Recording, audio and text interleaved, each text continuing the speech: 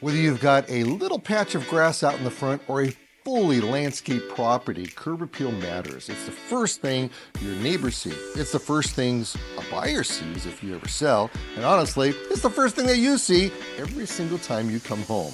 I'm Nick Federoff, and with 50 years in professional landscaping, I've designed and installed thousands of properties.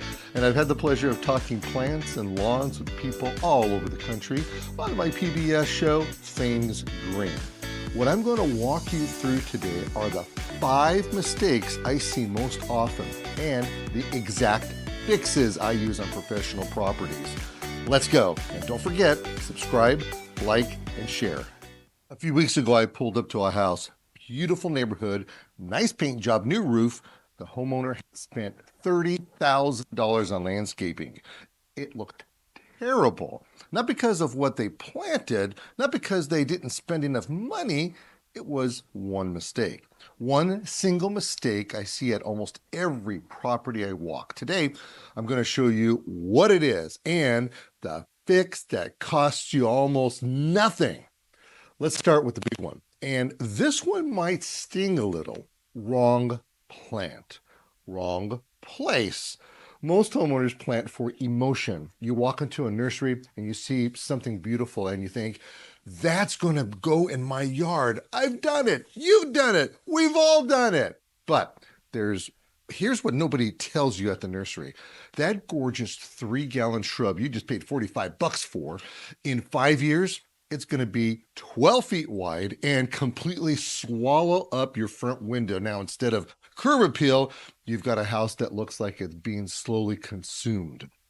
The professional rule, now write this down, is right plant, right place. Before anything goes in the ground, you need to know 3 things. How big does it get at maturity? Not how big it's going to be sitting in that nursery pot.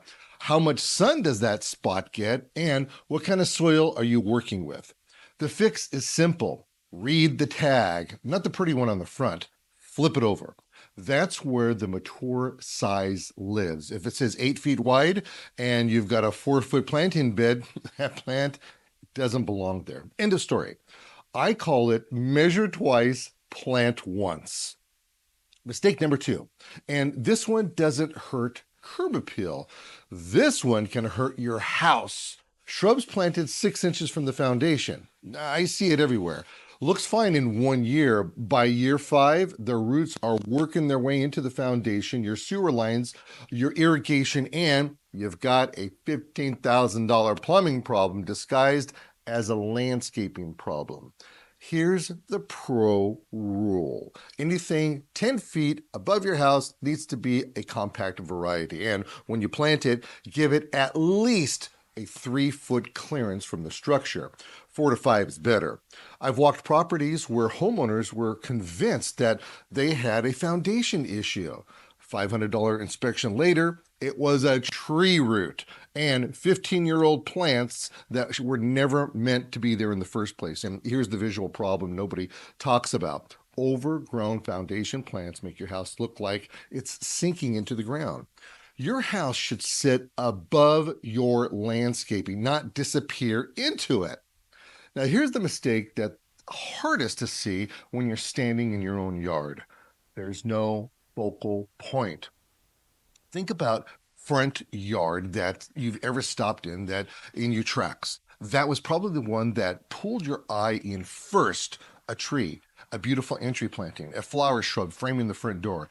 Something that said, look here.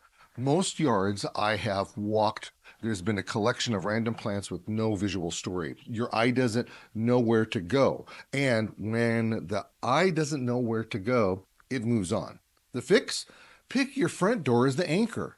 Everything in your landscape should frame and lead the eye to the door, matching plants flanking an entry, a pathway that draws you in, maybe one specimen tree for height, but positioned to complement the house, not to compete with it. One focal point. It doesn't have to be expensive. It has to be intentional. Now let's move on to mistake number 4, and that would be the mulch volcano. I want to talk about it for a second because I think it's the most underrated thing in landscaping and the most commonly abused. Done right, mulch is a game changer. It retains moisture, suppresses weeds, regulates soil temperature, and gives your whole house a landscape, very clean finish that ties everything together. Done wrong, and I mean mulch volcano wrong, it kills your plants. I'm talking about people piling mulch 8, 10, maybe 12 inches high right against the trunk of the tree. That's suffocating the root system and rotting the bark. I have personally seen 20-year-old trees killed by mulch. 20 years. Here's the rule: 2 to 3 inches maximum. Keep it 3 to 4 inches away from the trunk or stem. Uniform depth across the entire bed gives you that professionally maintained look. One bag of mulch applied correctly makes a $50,000 landscape look better. One bag applied wrong kills a 20-year-old tree. So choose wisely. All right, we're at the last one, mistake number 5. And this is the cheapest fix with the biggest visual payoff. Edging. The line between your lawn and your planting beds. Walk any professional maintained property, and I guarantee the edges are crisp and clean. Walk a neglected one, and the grass is creeping into the beds, and the beds are bleeding into the lawn. The whole thing looks unkept, no matter how beautiful the individual plants might be. Sharp edges tell the brain this yard is cared for. Blurry lines reads neglect. It's that simple. You don't need a $500 edger. A flat spade and 45 minutes twice a season will give you that clean professional line that makes everything else in your yard look better. I always tell my clients, you can have the most beautiful plants in the neighborhood, but if your edges are a mess, nobody notices the plants. Edge first and edge often. Before I give you the pro summary, if this is the kind of real-world landscape advice you've been looking for, please hit subscribe. Every week I bring years of professional experience broken down for the home gardener and businesses. You're not going to get this at the nursery or anywhere else. All right, what do you say we bring this all in? Your 5-point curb appeal checklist. Protested, homeowner approved. Number 1, right plant, right place. Read the mature size before it goes to the ground. Number 2, foundation clearance, 3 to 5 feet minimum. Compact varieties only near the house. Number 3, create a focal point. Lead your eye to the front door. One anchor, intentional, not random. Number 4, mulch correctly, 2 to 3 inches away from the trunk, uniform depth. 5, edge your beds. Clean lines make everything look so much better. Twice a season with a flat spade if you don't have any money. And number 5 fixes, none of them require a big budget. All of them change how your yard looks and how your neighbors look at it.